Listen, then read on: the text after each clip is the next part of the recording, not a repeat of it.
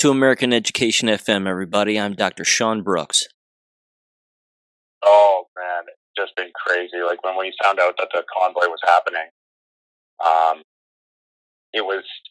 I've always had the opinion, kind of, that these protests, they're cute for making a point, but when it comes to affecting change, it's tough. It's tough for a simple protest to actually affect change. So, and that was kind of my opinion. And Canada had a convoy a couple of years ago called United We Roll. I believe that was a pipeline or an oil issue. I can't remember. There's been so many problems here since then. And that convoy was supposed to be this big thing, and it just never took off. But this one, it just from the start, it just felt different. It felt like it felt like it was the one galvanizing thing that we all needed as a population who felt victimized by this, because we all felt so alone. And it's so amazing what a group of trucks can do to a population, because our side now, we are so strong and so united, so galvanized. Like, do your best. Yeah, we're not afraid. Do your best. We're not afraid. Mm-hmm. That's fantastic. It's absolutely fantastic. And I got to tell you, I mean, the live streaming that's taking place too is incredible. You know, we're watching a lot of that. We're seeing a lot of that. Let me start out west a little bit. What's going on with the Alberta Montana border? So originally it was just a group of locals. They weren't even actually part of the main convoy. They just couldn't come to Ottawa, and they wanted to affect change. So they figured the best way to affect change was to head down to that border, as the mandate is on both sides of the border. So they went down there, and they were pretty successful for a while. I believe it was last week. The RCMP and the OPP started getting a little dirty with their tricks. They were in the negotiation room, and they were threatening the truck drivers for things that, you know, are not actually happening.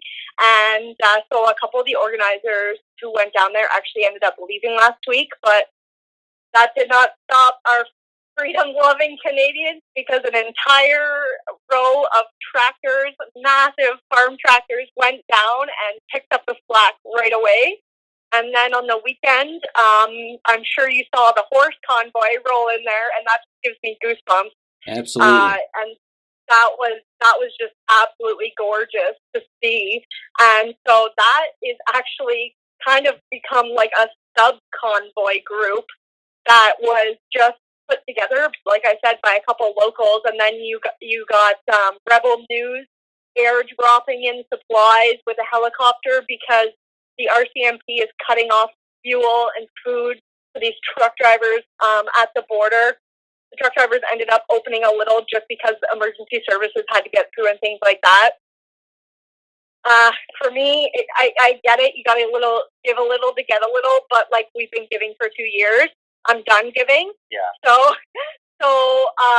I was really happy to see the farmers go down there and keep holding the line after the truck drivers felt like they couldn't anymore. That second wave really brought it back.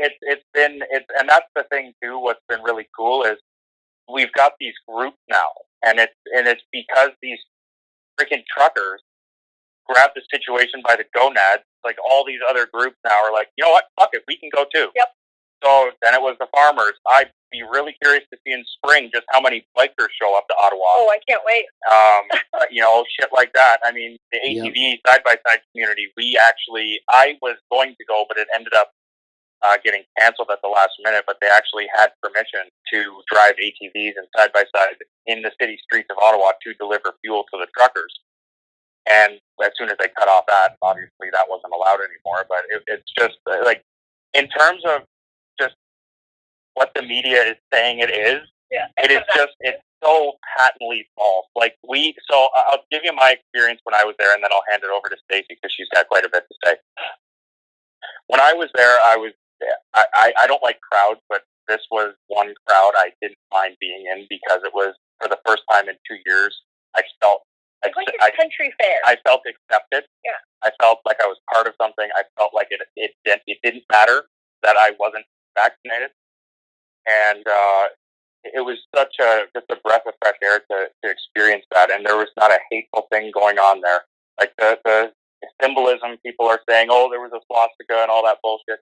Yeah, it wasn't even on Parliament Hill, and it was fake anyways. The guy was paid to be there. So the one other guy with the Confederate flag who was on Parliament Hill, a bunch of us got together and said, get out of here. So there's no hate at all. We just want our goddamn lives back. And probably the coolest thing was, and this is someone who is very, very well connected to make this happen. Someone flew a personal helicopter really low over top of Parliament. Now, that's a really hard flight path to get, and you'd have to really know people to make that happen. And he did a low flyover, and he did a couple of them, and then he had on the bottom side of his helicopter big letters, "Fuck Trudeau." And when he did his second flyover, he did a hard bank, like a military helicopter would do a really aggressive turn. And when he pulled that, I've been to rock concerts in football stadiums, and I have never experienced a crowd as loud as that was at that particular moment. It was just like, when you're there, you feel like, come at me, motherfucker, come at me. We're gonna win. It's great. That's great. Let me ask. Let me ask you. Sorry, go on. No, I was just going to ask you just about a couple of things, because again, these are just some of the bullet points that I've seen in some of these live streams and some of these videos that people have taken. And again, you can comment on these, and I'll let you go, and you can just add whatever you want. We saw the confiscation of the gasoline, and then we saw a judge rule in favor of the truckers, and then the police had to return the gasoline. I thought that was awesome. Yeah. So, apparently having a gas jerry can in your vehicle is now illegal in Canada. And honking your horn. So that's right. And honking your horn. So a lot of people, once that happened that was Sunday night that happened, they started arresting people for bringing in jerry cans, and they actually straight up stole jerry cans off trucks where people weren't. They were empty, or they were just sitting there, and no one was actually, moving them around. And the police just walked up and took them all. Well, yes, the judge ruled that's stealing, so give them back their gas cans. So they got all the gas cans. But before that happened, on Monday morning, every freedom-loving Canadian who was in the area went downtown with a jerry can. Some people had empty jerry cans. Some people had water in them and were drinking out of these jerry cans in the middle of the street, and it looked hilarious because it's a diesel jerry can and they're drinking out of it.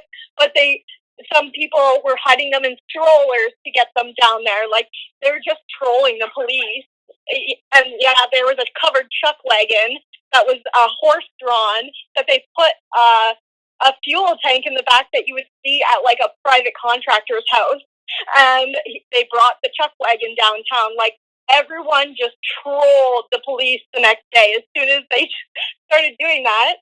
And then with the horn honking thing, so as we all know, it is a government standard to have a horn on your vehicle for safety purposes. Now, apparently, it's illegal to use that horn. So yeah, and we saw the video of that. We saw the video of that guy get arrested for just honking his SUV in the middle of the day. Yeah, exactly. Like, what if he was just honking to ask someone to get out of his way? He was a 90-year-old man in pajamas. He had no Canadian flags on his van. He had no freedom of anything going on in his van. It was a minivan, and they took him to the ground and were very aggressive with him. And then another freedom-loving Canadian videotaped the whole thing, which you saw, and called them out for it. And those police are the police who are not doing their due diligence. They're the Gestapo. They're the Gestapo. So in our oath in Canada, both the military and the provincial or local police oath, they all state you do not have to follow an unlawful order. You do not have to obey it. And I believe a lot of these people forget that that's in their oath, and that is completely unlawful, 100%. And then, again, the people picking up trash. I saw this just this morning. Yeah. I don't know if it was last night or the night before, but, a crew of guys were picking up trash. And then the police, of course, showed up and they were harassing them for not having helmets on. So they went and got helmets. And then the police came back and harassed them for not having a license plate on the back of their little trailer.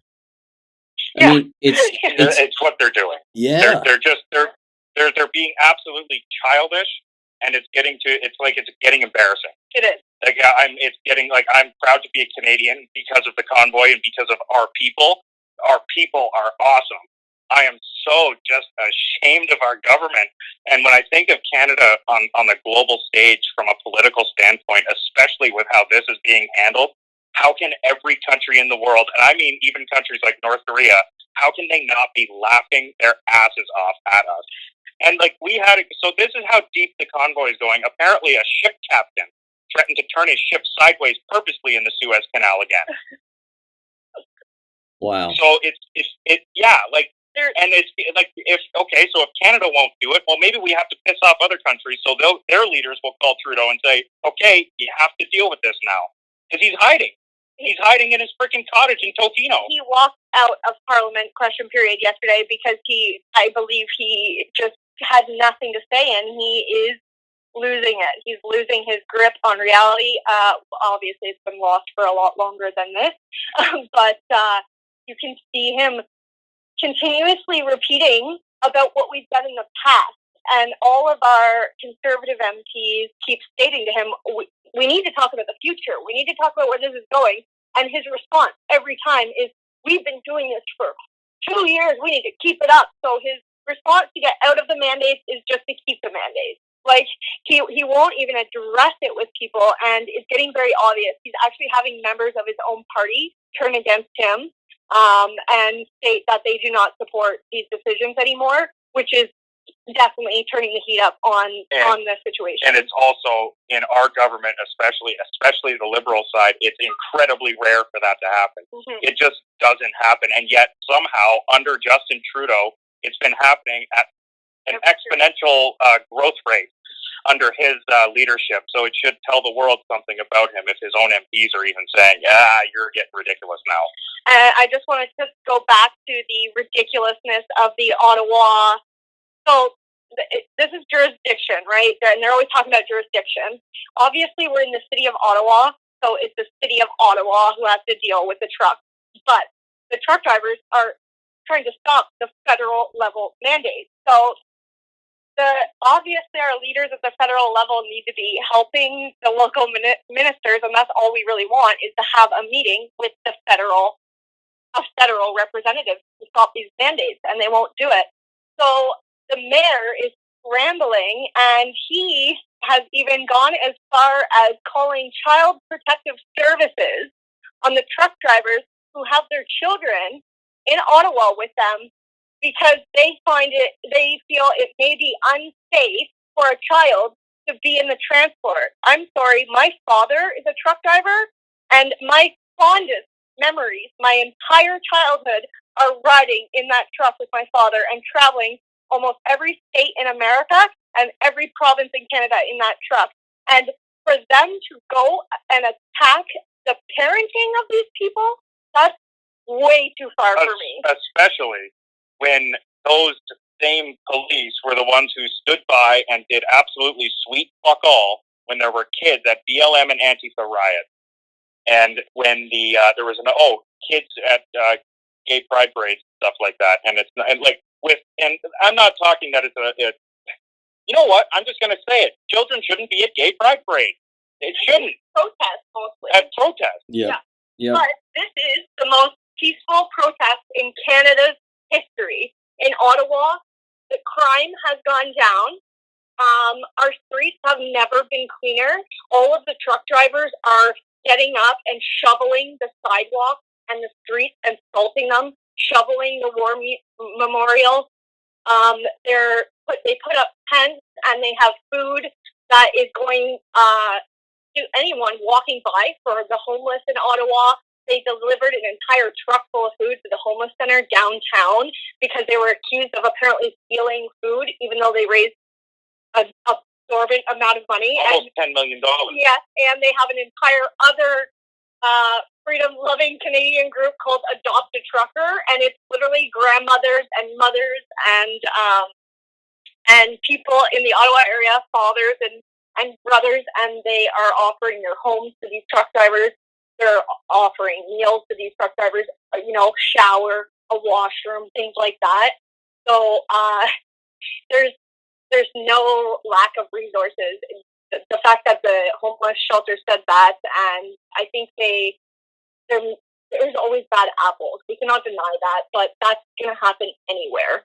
And another thing I wanted to say, they attacked the Freedom people for putting a flag in our Terry Fox Memorial stand and putting a protest sign like "Freedom for All," and I think they put a hat on them or a hockey jersey or something on them. They had a Team Canada hockey hat on them, and they had a Canadian flag tied on them like it was a cape. So, and then they ripped us apart in the news. They completely ripped us apart, and then obviously the opposition found Terry Fox dressed up for gay pride. And that's okay to dress them up for gay pride, but it's not okay to dress them up for freedom. For our national freedom. That shows you just how deluded these people are. And it's really bad. There's a lot of locals coming out and trying to get the right news out there. I'm not denying that, of course, some bad things have happened, but that's the dangers of living in a city these days.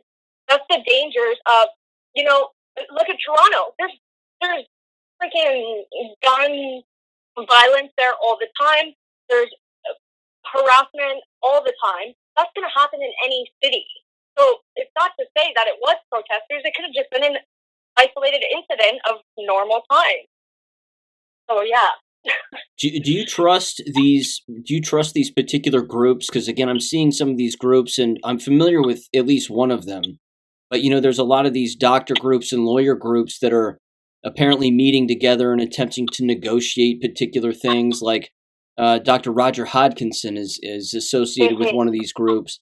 Are these the people that are allegedly leading some kind of a effort to negotiate with particular people? And again, do you trust these people, and do they provide? I know that they're providing some updates from time to time, but what are your thoughts on all that?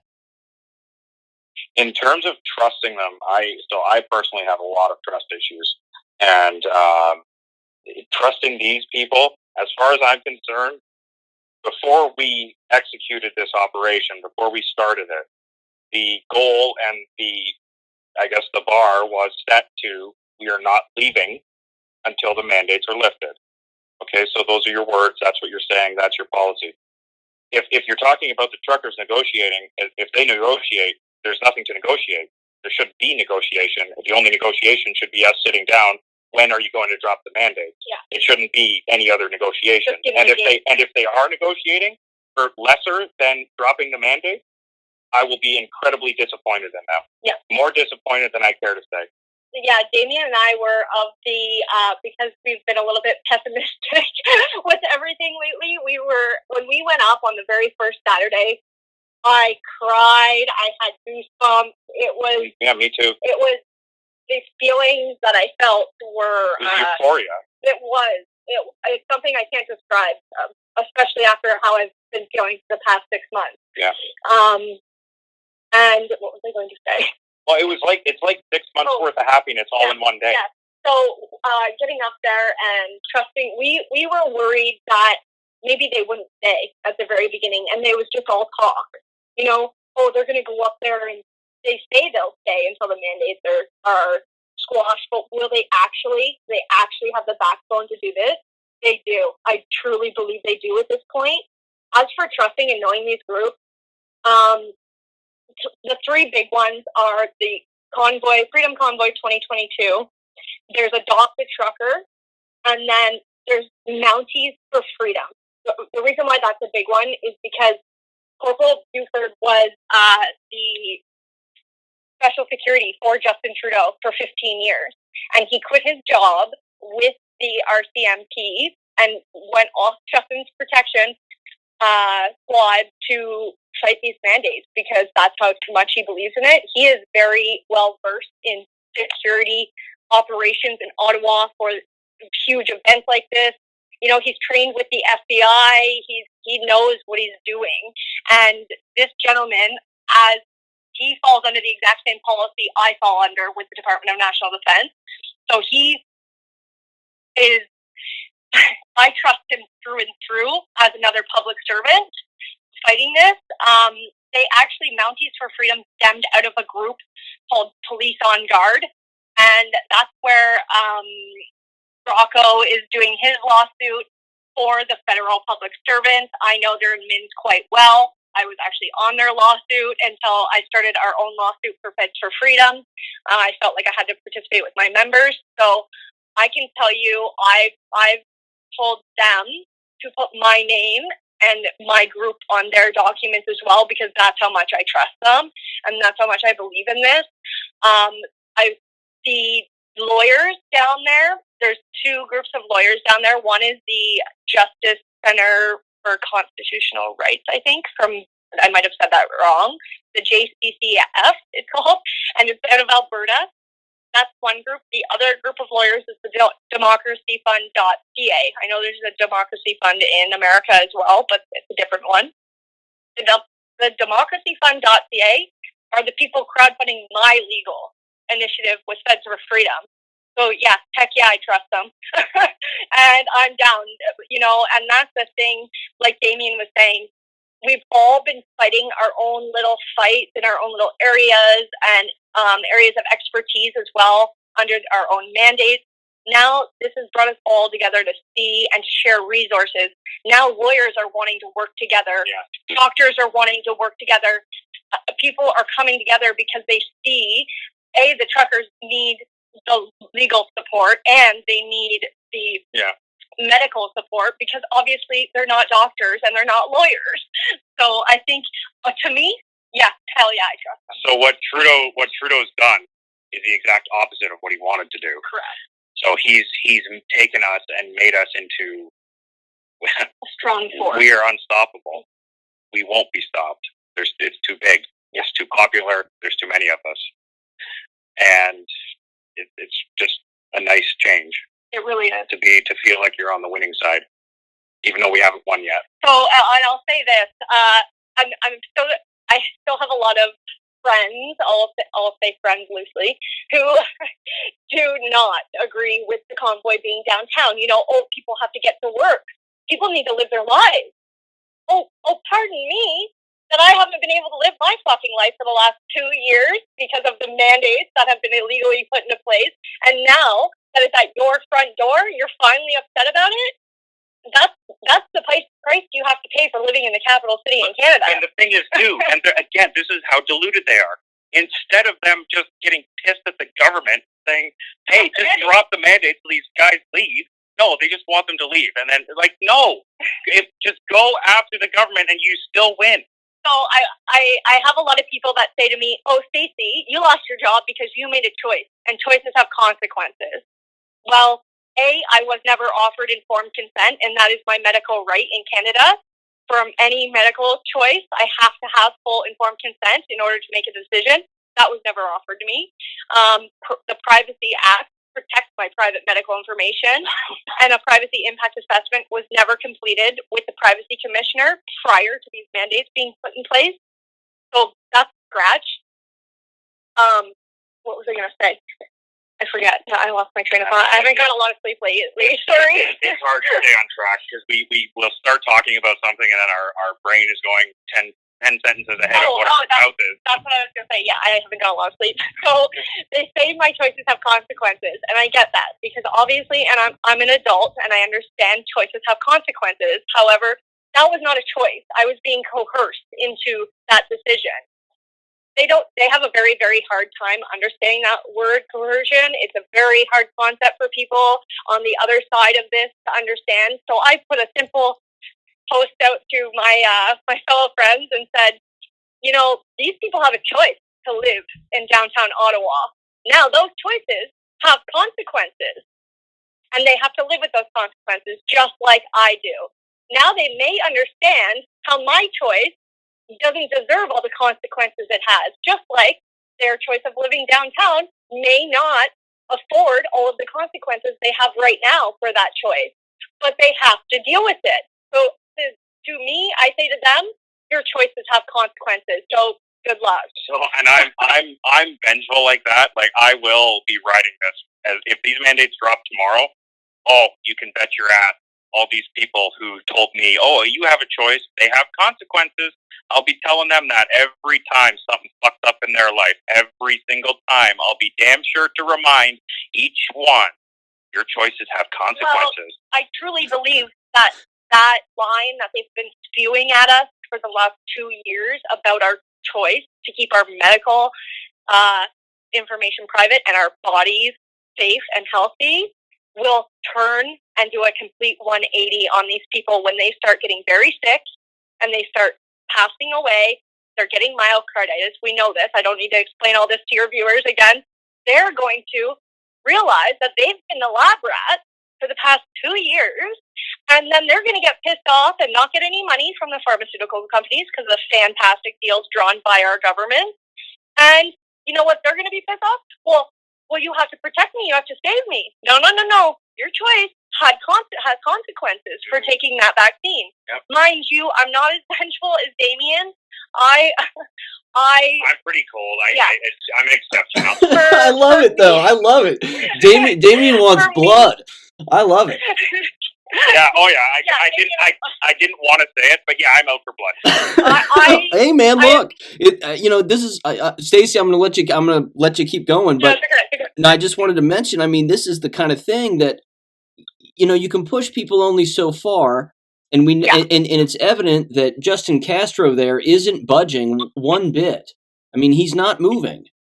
And now there's this talk of bringing in the army and riot police are on the way.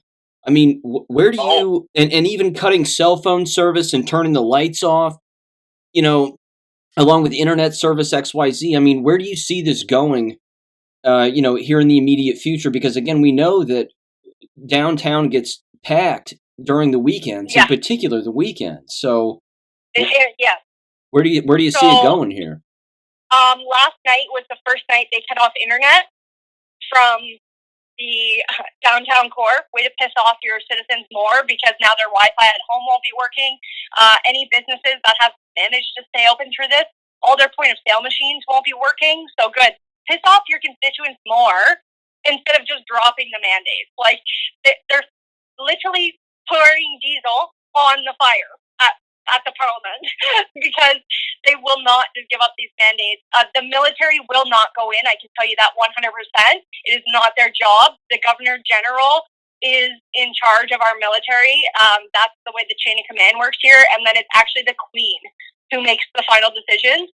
But because we're independent, it ends up being, it's all messed up anyways. It's the Governor General. She's already stated, not my job, not getting involved. And people took that as a sign and called her office and called in a vote of non-confidence against Justin Trudeau. For the past 2 years, she said she's been getting about 50 phone calls a day. After the Friday when the convoy rolled in, on the Monday, she got 4,500 phone calls in one day for a vote of non-confidence. So people are speaking up now. People can see they're not alone. The police, they are coming in and riot gear. They have tear gas. They're putting tear gas and explosive bullets in civilian hotels. They're keeping them in civilian hotels. That's against hazmat. That's against occupational health and safety. That's another story. So on Thursday, we just got a leaked document from the Ottawa Police Services requesting 6 city buses tomorrow, 3 in the morning and 3 in the afternoon, to take police officers from Ottawa Police Headquarters to downtown area. We're assuming it doesn't give the location as to where they're going, but we think they're doing that on a Thursday because it's the calm before the storm again on the weekend. I don't know what their plan will be. Like, are you really think you're going to open fire on people? I don't get that. I don't think they're going to open fire, but this whole thing, when I saw the work order and just with how Trudeau's talking, and it gave me goosebumps, to be honest, because it's a little too Nazi-ish for me. It's a little too close to Nazi Germany for me. Like, just listen to the kind officer and get on the bus. Yeah, how'd that work for the train cars and the Jews? Yeah, you're okay. You're going to be fine. Like, I think. I hope they're just using the buses because they need to use them, and they're just using them to get cops to and from. But if city buses. Cops have cruisers and cars, and they have the undercover vans and stuff like that. They have SWAT vehicles. Like, what do you need buses for? And they have all their equipment in those. They have the equipment in the vehicles. Yeah. Like, it really, really stinks to me. And it stinks a lot like there's going to be a false flag that's going to happen. I just, like a false flag to make us look like the bad guys. I just can't. I have this feeling that he's going to stop at nothing to make this. He's going to stop at nothing to sway public opinion to make the convoy want to leave. That's how he's going to want to get this done. He's going to turn the public against us or try to. And I want to expand on that topic. Already, once he came out of hiding from his fake COVID infection, which I will say is fake. I think that's complete BS that he got COVID or he was just hiding from us. Once he emerged from that and he immediately started spewing rhetoric and hate against us, I said to Damian, if he does not stop this, he is going to incite violence. He's going to incite another Las Vegas country concert shooting situation. He is literally inciting riots at this point. And what happened on this weekend? An Antifa liberal in Winnipeg hit 4 people with their car and drove away. You can't find that on mainstream media whatsoever in Canada. I shared it to my pages. You can't. No one's seeing it whatsoever. It's being shadow banned. I'm sure you suppressed that. Yeah, no one wants to talk about that. So I truly believe Trudeau wants to keep his hands clean, and that's why he's continuing down the hate speech and rhetoric path, so he can incite violence and make it look like we're the bad guys, like Damian's saying. He's a little weasel, right? Like, that's what you have to remember. He's a worm. And he's not like I've seen the footage of him boxing. He's a little bitch. And that's the kind of man he is. He would be that way in the private world. He'd be that way. He is that way in government. He's the type of person who'd stab his own mother in the back to avoid getting in trouble. His own brother is standing up against him now and saying he's lost his way, he's lost his mind, he's lost everything. I truly believe that he is so delusional. He will never step down. No. We're either going to have a vote of non-confidence in the House or straight up a removal from the Governor General. This is the only way we will get him out because he's gone down the World Economic Forum path so far and so long that his hands and his feet are handcuffed to Schwab there and all of his little cronies that are Schwab boasted about having in our parliament. He boasted about having over half of Canada's parliament in the World Economic Forum. Well, that means that if we cut one head off one snake, the other snake's going to emerge. And that's what worries me about this situation. We can get the mandate squashed and we can get new leadership, and that's great. But I'm seriously concerned about still our parliament being infiltrated by the World Economic Forum. My personal opinion has been this way, and it will be this way unless this convoy miraculously works. It's with Trudeau. I think it will take a little bit more than democracy to get him out. He will not leave. I don't think he will leave willingly either. I think he's going to be very much like the dictator who dies in his, like Gaddafi. You know, they have to break into his compound to get him out. Like, that's what he's going to be. And he is a dictator. He's a dictator. With the language he's using and how he's talking and everything and how he's behaving, he's a dictator. So he has now threatened federal public servants to still have their jobs. If you agree or support the convoy, you can be fired now. So now, Canadian citizens, free, in quotations, Canadian citizens, are not even allowed to have an opposing opinion to the government and keep their job. This is tyranny. This is tyrannical, totalitarian, communist government. And there's no other way to describe it. Everyone's kind of dodging and bouncing around calling it what it is, but it's time to call a spade a spade. He's not a far-left liberal anymore. He is a dictator. Yeah. He is a tyrannical dictator. Yeah. I want to backtrack real quick. I agree with you 100% regarding him. I heard his tone just the other day in a quick little clip when he was, I think, walking out of Parliament. But talking about, again, how the mandates were in place because other things didn't want to be put in place. That's why the mandates were so important and blah, blah, blah. I mean, he is on another planet in the way he's talking. And he's so delusional and such a psychopath that even if he were gone, he would still be talking to people like he was in charge. I mean, that's really how far removed from his control here that he is, I think. Yeah. There was a funny meme about the convoy, because he called us a fringe minority, and then all of a sudden riot police are showing up. Well, and it's a state of emergency. And it's a state of emergency in the city of Ottawa. Well, that fringe minority sure escalated quickly, didn't it? Yeah, no doubt about it. So, let me go back. Let me go back real quick to the. Oh yeah, go ahead. To your comment about the buses moving in. To maybe take away the protesters, or even the truckers. You know this just like I do, that there are endless COVID camps that they have set up. I mean, these quarantine prisons set up everywhere. I'm glad you brought it up, because that's what we were both thinking. Yeah, in Canada, of course, and they're in Australia, the UK. There's talk of them, of course, being in Washington State here in the States, if not other places. It seem like that's just used. I mean, they're just gulags. They were being built for moments like this, and I mean, is that among the talk right now? I think so. I think it is on everyone's mind, and I think a lot of people don't want to bring it up. But I think a lot of people are thinking, I wonder if that's where they're going to go, because there was a leaked document that had the Liberal government.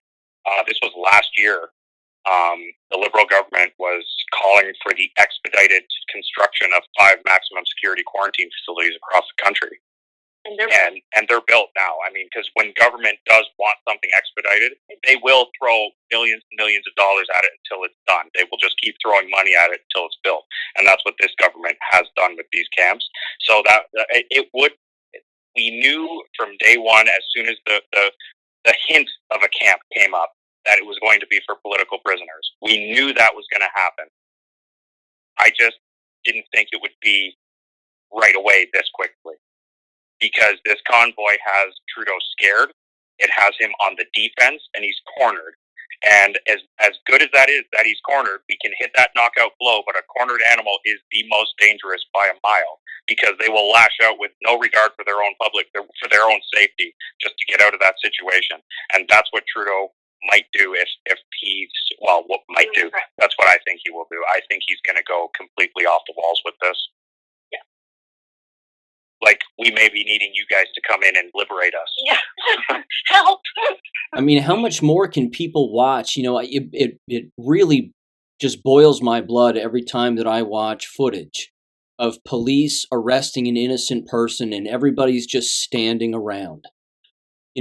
And filming it and saying, stop, this is horrible, blah, blah, blah. I mean, the violent part of me gets out and says, why don't you just grab the innocent person away from the police? Yeah. And then move in the other direction instead of even attacking the police? Why not just take the innocent person and pull them away? Because again, we've seen footage of people doing that. Barcelona comes to mind. I remember, police were grabbing a particular person because they weren't wearing a mask, and the crowd of people grabbed the woman away from the police and outnumbered the police, and then the police ran away. At some point they've got to stop filming, and they got to get involved. There's a guy I follow on YouTube, and he's written a couple of books. And if any of your listeners know this name, they are my people. Let's put it that way. Pastor Joe Fox, and he has a line for situations like that, for situations like the bus, and he says sometimes sudden preemptive force is necessary, and he leaves it at that. And I'm going to leave it at that too. They pulled Arthur. Am I saying his last name correct? Arthur Pulowski, Pastor Arthur Pulowski. They pulled him out of his house again. Oh yeah. Oh, they'll just keep going after him. He's a target. But he's a beauty because he keeps bouncing back. Shit rolls off him like freaking water off a duck's back. Yeah. He's great. He's awesome. He's a hero.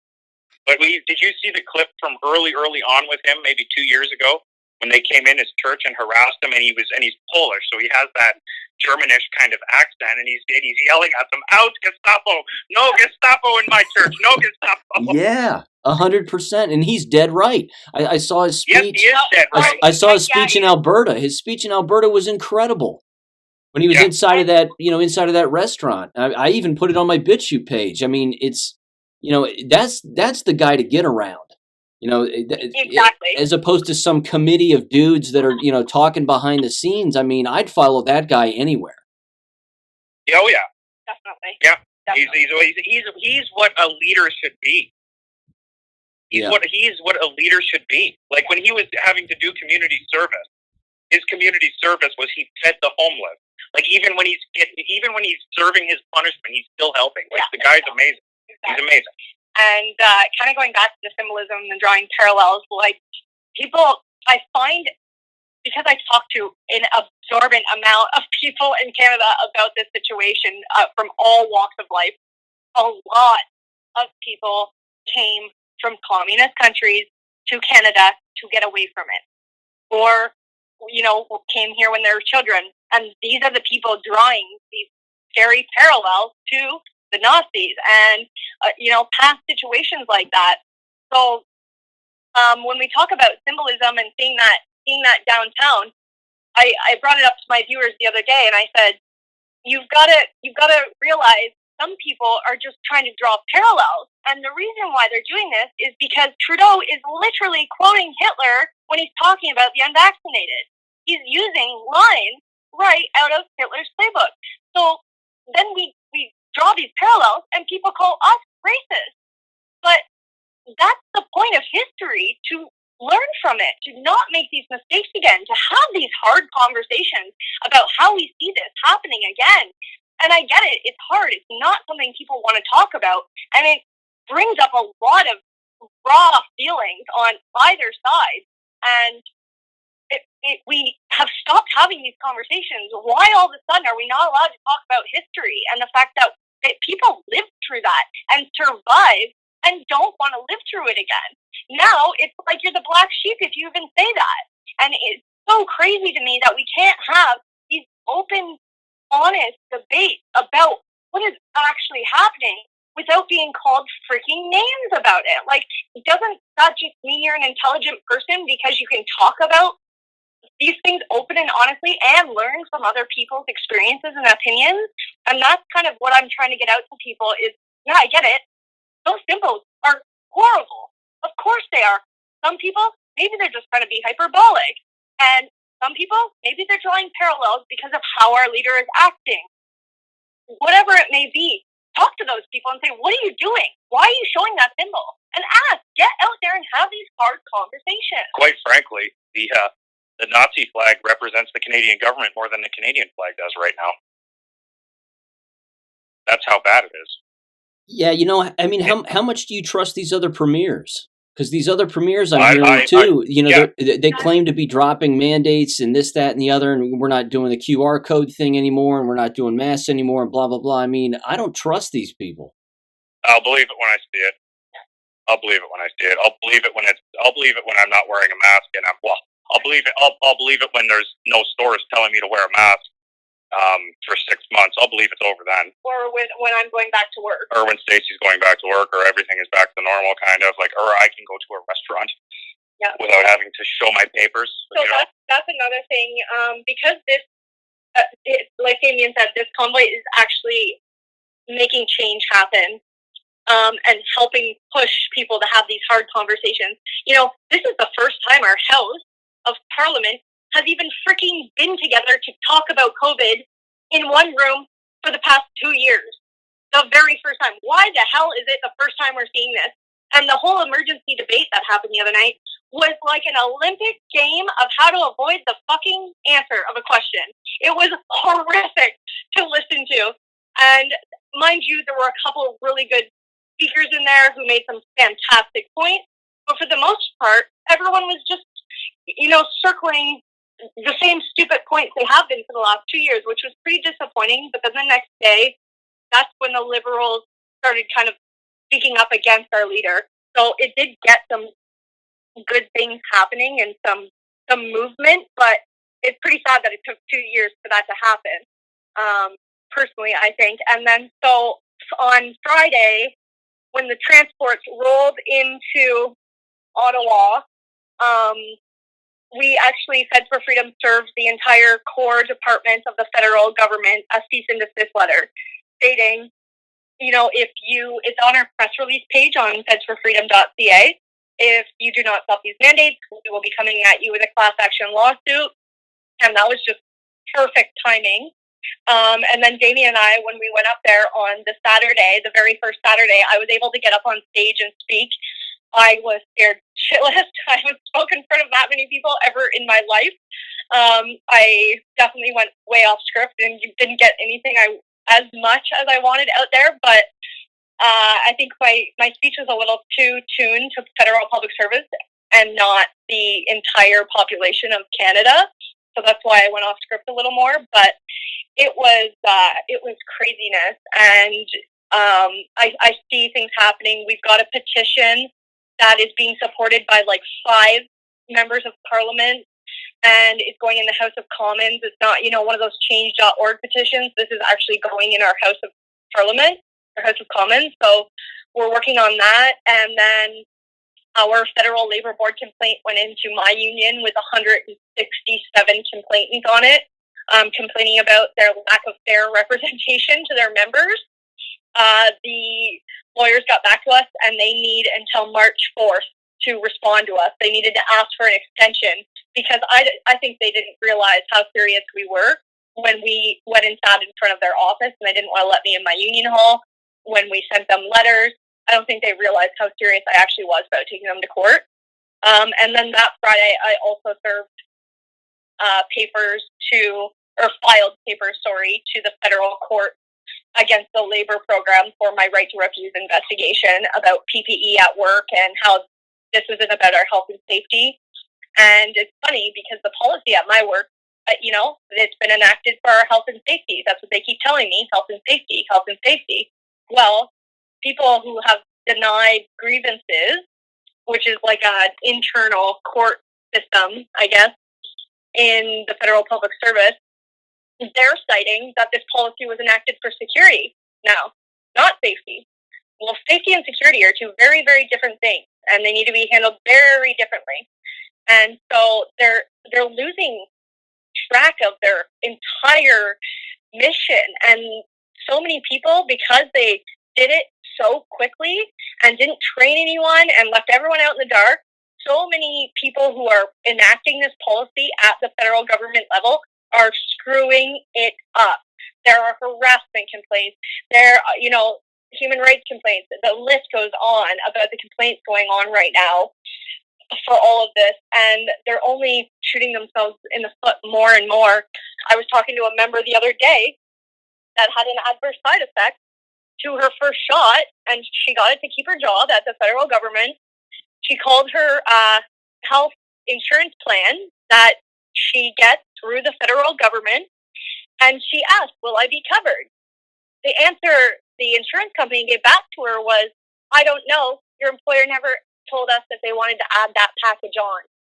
So they've gone ahead and mandated this hazardous substance in all of our bodies to keep our jobs, but didn't even think about protecting us with our insurance policies. Like, there's so many holes that they didn't think about that are going to come back and bite them in the butt very hard, very soon, I believe. Yeah, it's definitely a mess. I mean, that's an understatement. But that's awesome that, you hit them with all that paperwork and they had no idea how prepared you were. It felt good, not going to lie. Yeah, no joke. And of course, then they asked for an extra month to read everything because they were like, oh shit, they're not bluffing. That's fantastic. Exactly. It's fantastic. And then we'll start our class action lawsuit while we wait for that to go. So, and that was a thing my members asked me the other day, will you stop fighting if we all get our jobs back and go back to work? I said, hell no. I will not stop fighting until we are all made whole from this situation. And being made whole is a term the unions use for when you have been damaged at work, essentially. And that just means reparations for mental, for back pay, wages, for insurance, everything. Yeah, just straight up all kinds of reparations. So I told my members, I don't care if I get my job back. I'm still suing the federal government. I will not stop until they have made us all whole again. We've got victim impact statements from members that I'm going to be trying to make into a YouTube series, because a lot of Canadians, they they don't have a kind ear to federal public servants. They think we're lazy, overpaid workers. I can say most people that I know in the federal public service are not that way, but of course you get some. So everyone gives us a really bad rep, and I truly believe that's why no one really took this seriously until this truck driver mandate came into place at the end of January and the convoy started, because no one really cared that federal public servants lost their jobs and were losing their homes and were committing suicide and we're having stillborn babies and all these horrible things that were happening to us. No one gave a shit because of the bad rep we're given in normal times. And now that the truckers bring this very real, everyday Joe mentality into it, it just helps the message get out there to everyone so much better. And it's the best thing that could have happened to Canada. It really is. What are some predictions here that you've got moving forward, in particular with this coming weekend and even the days ahead? Just based on what you've experienced, what you've seen, what do you think is the next step here? Oh man, it's hard to say. Like, so far, some of my okay. Sorry, Stacy's just telling me something to mention. If the trucks don't work, I hear all the trade guys like plumbers, electricians, carpenters, all those guys are going to get together and go down there and join them. And so that's what's going to happen with that regard. But it's likely just going to compound and get more and more and more and more until the shit ends. Now, what is really concerning is what the government is going to do about it. And it's like a wild card. It is a wild card, because we genuinely we know how a democratic society is supposed to operate, but we can't operate under the assumption he's going to behave that way. We can't. So, like, how far is this going to go? How far? We don't know. We don't know. We wish we did. Our Conservative Party, who's the opposition, they just kicked out their leader. So there's an interim leader, and she has been a firecracker. I have a massive lady boner for this lady. She is amazing. She has been poking and prodding the bear constantly, and right now she is just all over all of the other parties to get to an circle table or open table and get talking about a date. And she's not letting it go. And she will probably be the interim leader for the opposition for at least 6 months while they organize themselves to conduct an election for the next actual leader of the party. But I'm okay with that, because she's a freaking firecracker and she is not scared to push those buttons. But she's, at the same time, though, she still is a party girl. Just like there's another lad running, I can't pronounce his last name, but his first name's Pierre. It's like Paul Levere or something like that. Anyways, he's really good too. He's running for leader of the party, but he's a party man too. Like he's in the Climate Accords, World Economic Forum, like all this stuff. These people. I'm really struggling having faith in our democracy, knowing that these people and knowing what the parties stand for. Like, okay, great, we kicked out one milquetoast leader of a party. We're about to have another milquetoast leader of a party that's going to do nothing, which is, I think, one of the driving factors behind the convoy and everything else, because we've tried doing it. We've tried voting. We've tried it several times. It's not working. He's either cheating the system or people are just that stupid and we're not being heard enough. So this is our only option. And I will say the convoy, a couple political leaders from a new party that's ramping up in Canada, the People's Party of Canada, PPC. He was at the last election that Trudeau had a hissy fit and called it the middle of a pandemic to try and get majority. He was running, and he was the only one openly saying we need to stop these mandates, and he got a lot of flack for it. But the party ramped up quite a bit. But he was trying to sponsor the convoy, and the convoy leaders said, no, we don't want one party to be behind us. because that's the problem with politics is you're turning this into a political thing again. Game. Yeah. Political theater. Yeah. And they want it to be about freedom. Yeah, they're not getting loud enough. The conservatives that I'm hearing, they're just not getting loud enough. They're still way too polite. Like you said, they're playing it like it's a game. They're trying to sound like they're negotiating something. It's absurd, and they're almost acting like you're not even there. Yeah. We need some Dan Crenshaws or what's the guy from South Carolina, Trey Gowdy. We need a couple of those guys up here in our government because, as far as I'm concerned, our government's full of a bunch of pussies. I'll tell you what, you don't want Dan Crenshaw. He's bad news. You talk about World Economic Forum. He's involved. Dan Crenshaw, he's that lad with the eye patch. I thought he was really Republican. No. I'm thinking of someone else then. He's Republican in name, but everybody here hates him. So. Okay, fair enough. No, that's all right. I've heard Trey Gowdy quite a bit, though, and I don't know if he's even in politics anymore, but whenever I heard that lad talk, I loved him. Yeah, he's not either. He left he left Congress a while back, and yeah, I mean he was loud and he said the right stuff, and he went for the throat, which was great, and it galvanized a lot of people. But now he's about as irrelevant as something that's irrelevant. So yeah, okay. Well, I mean, what's your next move here? What, are you heading back this weekend? What's the plan? I know I won't be heading back just because we're money's tight for us, because we both kind of don't have a job. So we actually just launched a new business, so I'm going to be trying to get that off the ground and just I don't know if we'll make it back up there. If it lasts till the summer, we'll bring our camper up there and we'll be camping on Parliament Hill. But yeah, I think the only way, I would be willing to go back up if I was able to assist the convoy with any evidence that I've collected, because I've reached out to them. As I said, one of the main groups in the convoy falls under the exact same policy I fall under. So all the evidence I have that I've collected through, access to information requests and things like that prove Trudeau has been doing this on his own without a democracy type decision-making process.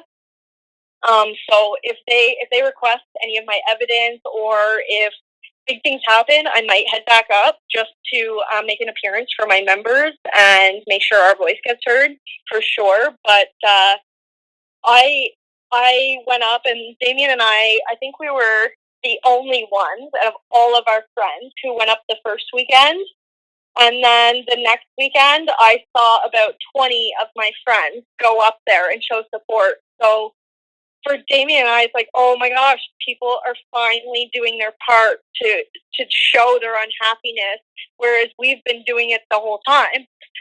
So it feels really good to have that backup and that support going up there all the time. And people who haven't known how to speak their voice for the past 2 years are finally figuring out that they can just go up there and have a great time and show their support to the truck drivers and speak their voices. So they're holding a line, but if they call for, help, or if they call and need some serious stuff, I'm sure Damian and I will head back up. If they actually needed help, because that was the thing, and that was my thing with even going back for a second time. It's great going there, but if I just go there and don't do anything and just stand around, well, yeah, I'm just another body in the crowd. I'm not doing anything. The only way I would be going back is if I could legitimately help them. I got you. Yep. Oh, there's one more thing I wanted to talk about that we didn't touch base on. Now, another group of members has closed the Windsor-Sarnia border. Have you seen that? Yes. Okay.